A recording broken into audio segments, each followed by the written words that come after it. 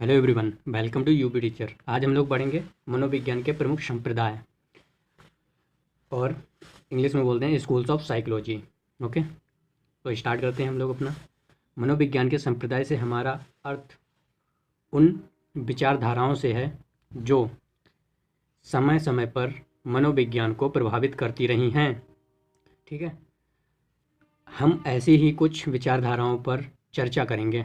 यहाँ हम लोग कुछ ऐसी ही विचारधाराओं को पढ़ेंगे, ओके, जो मनोविज्ञान को प्रभावित करती रही हैं। संरचनावाद पहले आता है। संरचनावाद में पढ़ेंगे हम लोग। यह मनोविज्ञान का सबसे पुराना संप्रदाय है। संरचनावाद जो है वो मनोविज्ञान का सर्वाधिक पुराना संप्रदाय है, जिसकी उत्पत्ति जर्मनी से हुई है। उत्पत्ति जो हुई है इसकी जर्मनी से 1879 में जर्मनी के विल्हेम वुंट ने पहली प्रयोगशाला स्थापित करके चेतना को मनोविज्ञान का केंद्र बिंदु मानकर इसका अध्ययन किया था। जो 1879 में जर्मनी के विल्हेम वुंट थे, उन्होंने पहली प्रयोगशाला को स्थापित किया था और चेतना को मनोविज्ञान का केंद्र बिंदु मानकर इसका अध्ययन किया। इन्होंने अपने अध्ययन में चेतना को केंद्र बिंदु माना था। ओके, वुंट के अनुसार चेतना हमारे हर अनुभव का आधार है। वुंट कहते हैं कि जो चेतना है वही हमारे सभी अनुभव जो होते हैं उनका आधार है। चेतना को इन्होंने सबसे ज़्यादा महत्वपूर्ण माना है तथा चेतना भी एक संरचना है। और क्या बोला कि चेतना क्या है? चेतना तो एक संरचना है जिसके 3 अंग हैं। कौन कौन से? संवेदन है, भाव है और प्रतिमा। ओके, इसको प्रतिभा होना चाहिए। ठीक है, इस तरह से पहली प्रयोगशाला स्थापित करने वाले वुंट ने प्रयोगात्मक मनोविज्ञान का तथा प्रयोगात्मक विधि का जनक भी इन्हीं को माना जाता है। ओके, प्रयोगात्मक विधि का जनक और प्रयोगात्मक मनोविज्ञान का जनक वुंट को ही माना जाता है। क्योंकि चेतना दिखाई नहीं देती है, इसलिए वुंट की विधि को अंतःदर्शन विधि भी कहते हैं। इन्हीं की विधि को अंतःदर्शन की विधि भी कहा जाता है, क्योंकि जो चेतना है, चेतना दिखाई नहीं देती है। ओके, इसीलिए इन्होंने इनके जो विधि है इसको अंतःदर्शन विधि भी कहा जाता है। फंक्शनलिज्म या फिर दूसरा हमारा है प्रकार्यवाद।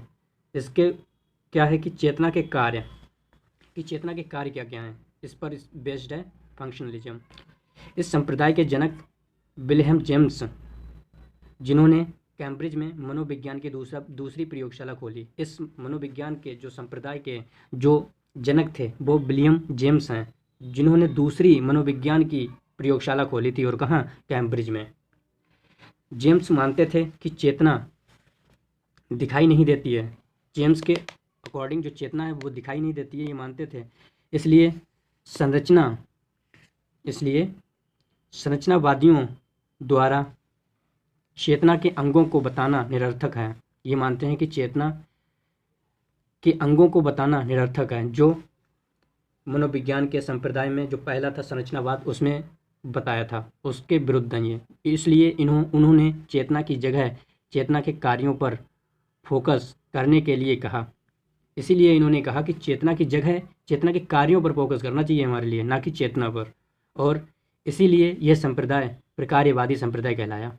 और इसी वजह से जो कार्यों पर फोकस किया गया, इसी वजह से इसको प्रकार्यवादी संप्रदाय कहा गया। ओके,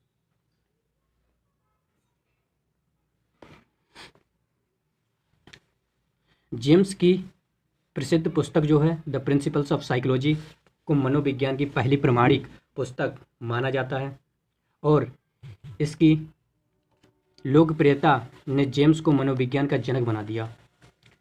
इसकी ही लोकप्रियता की वजह से जो विलियम जेम्स थे ये प्रसिद्ध हुए थे और मनोविज्ञान का जनक माना जाने लगा इनको। फिर जेम्स ने पहली बार मनोविज्ञान में मूल प्रवृत्तिवाद का प्रयोग किया था।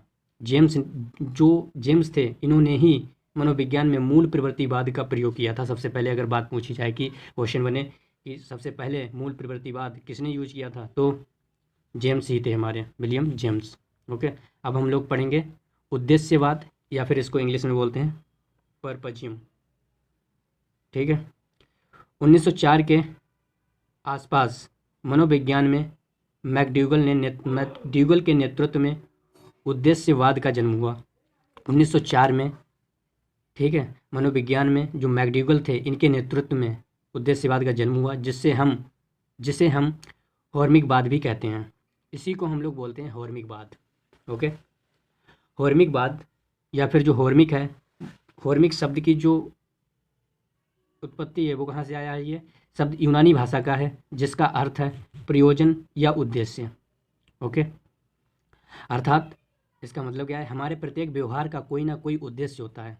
हॉर्मिक शब्द का मतलब यही निकलेगा कि हमारे प्रत्येक व्यवहार का कोई ना कोई उद्देश्य जरूर होता है।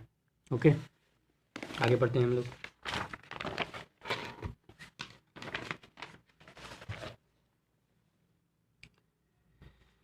प्रत्येक व्यवहार का कारण एक मूल प्रवृत्ति होती है। मूल प्रवृत्ति के कारण ही एक व्यवहार होता है, या फिर व्यवहार का कारण एक मूल प्रवृत्ति होती है जो कि जन्मजात है। ओके, मैकडूगल ने सभी संरचनावाद की निंदा की है, जितने भी ऊपर के थे, चाहे प्रकार्यवाद हो या फिर संरचनावाद हो, इन्होंने उन दोनों की निंदा की है और चेतना को एक बुरा स्वप्न कहा है। और चेतना को क्या बताया इन्होंने? एक बुरा स्वप्न बोला है। मैकडूगल के मनोविज्ञान में पहली बार व्यवहार शब्द का प्रयोग किया, अर्थात जो मैकडूगल थे, इन्होंने ही व्यवहार का शब्द जो था, इसी को सबसे पहले यूज किया था मनोविज्ञान में। इनकी कुछ प्रवृत्तियां हैं। अभिप्रेरणा का मूल प्रवृत्ति का सिद्धांत मैकडूगल ने जो दिया, इसमें ये बताते हैं कि मूल प्रवृत्ति और संवेग, जब भोजनान्वेषण होगा तब भूख लगेगी। ठीक है। पलायनवाद कब होगा? जब डर लगेगा, तब इसको इन्होंने बोला पलायनवाद। जब आश्चर्य होगा, जिज्ञासा जगेगी। रचनात्मकता, कृतिभाव। रचना कब करेगा कोई? जब उसके अंदर कृतिभाव होगा। संग्रह प्रवृत्ति कब होगी? जब उसको स्वामित्व आ जाएगा। तब निर्वृत्ति, जब उसको घृणा हो जाएगी तब वो निवृत्त हो जाएगा। युयुत्सा, क्रोध। काम वासना, कामुकता। हिरास कब होगा? हास कब होगा? जब उसको जो आमोद प्रमोद होगा तभी तो होगा। पुत्र कामना, वात्सल्य। आत्मगौरव, आत्मभिमान। शरणागति, करुणा होगी तभी तो कोई शरणागति में जाएगा। दैन्य, हीन भावना। सामूहिकता, एकाकीपन होगा तभी कोई सामूहिकता में ढूंढेगा कि सामूहिकता मिल जाए। ओके, फिर बुक्स हैं मैकडूगल की। बुक्स ऑफ मैकडूगल कितनी हैं? 2 हैं। कौन कौन सी? An outline of psychology, an introduction to social psychology. Okay, ये बुक है इनकी दोनों। फिर नोट में क्या है? मैकडूगल ने मूल प्रवृत्ति के 3 पक्ष बताए हैं। एक तो है संरचनात्मक, और दूसरा है भावनात्मक, और तीसरा है क्रियात्मक। संरचनात्मक है वो संज्ञान से रिलेटेड है, भावना से, और जो क्रियात्मक है वो क्रियाकलापों से रिलेटेड है। ओके, तो इस लेक्चर में हम इतना ही रखते हैं, बाकी मिलते हैं नेक्स्ट लेक्चर में। Thank you.